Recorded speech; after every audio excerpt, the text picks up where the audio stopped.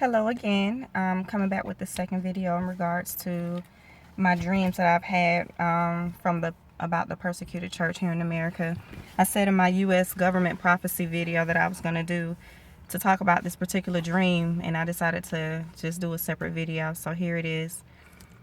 Before I get started, I hope that wherever you're living, that the weather is nice like it is here in Atlanta. It is about 79, 80 degrees out here. So I'm just getting off of work and sitting in my car, and it's hot. As you can see, I'm perspiring.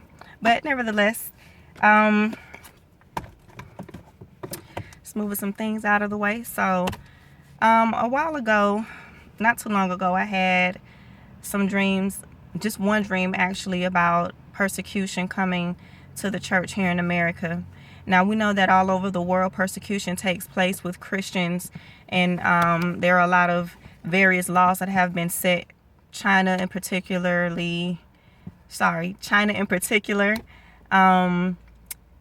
let's see, the Middle East, of course, with, well, the Muslim nations, Christianity is outlawed there. And then even Russia a couple of months ago,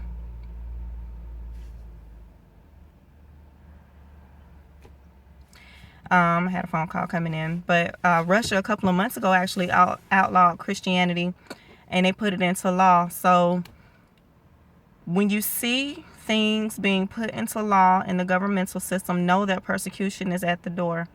Now, here in America, we still don't experience too much persecution in the effect of where you're put in jail, or you are tortured, beaten, separated from your family, etc. But in these dreams, I remember being at home, and we always talk about they. So in a lot of the dreams that my sister and I have had, we always say they being, I guess, maybe the UN peacekeepers, or those who have declared martial law. Now they are the watchers over us as far as keeping the neighborhoods bound by police force. But these people, they are the ones who have the uniforms on, with your military vehicles sitting outside of the door, and they have AKs and shields, just like what we see in protests. These people were pretty much outside of the house, and so they barged into our home. And I have my husband and my 2 young children, and what they did was they took black cotton bags, as if, when people get kidnapped, they place bags over their heads. And so they put bags over our heads. I mean, they barged into the home without a warrant. They put a bag over my head. They put a bag over my husband's and my 2 children. They dragged us outside, and we were screaming, and they separated us. They put us in different vehicles. I'm not sure where each vehicle was going, but we were all separated, and I could not see anything when I got into the van. So I know that they separated us because I saw it from an aerial view. And although my head was covered in itself, I could see myself being captured, as well as my husband and my 2 children. Now, the dream switches. I don't know where they took us, but the dream switches, and it goes to a church. Now, for whatever reason, the power was out at this particular church, and maybe it was out in the city as well, but I'm not sure.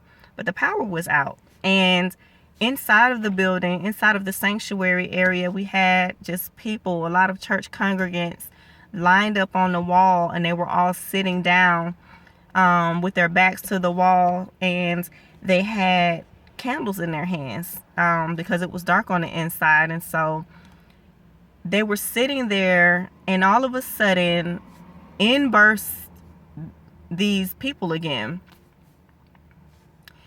They came in, and they had the bags again, and so they just went in, rushing in, just hordes of them, taking the bags and just putting it on people's heads, and people were screaming, and they were just dragging them outside of the church. And so in the dream, I concluded that they were dragging these people, and these were all Christians, just taking them out and getting ready to take them to some place where probably they will never be seen again. Um, I also wanted to discuss just talking about a FEMA camp quick dream, more so like a vision that I had. Like I said, the Lord shows me things so fast. He doesn't draw things out with me. Now, I saw the inside of a FEMA camp, and this particular FEMA camp was not being run. There was no activity going on the inside yet. It was pretty empty. There was no one there. I was inside of a particular cell. The walls were all brick on the inside, very hard.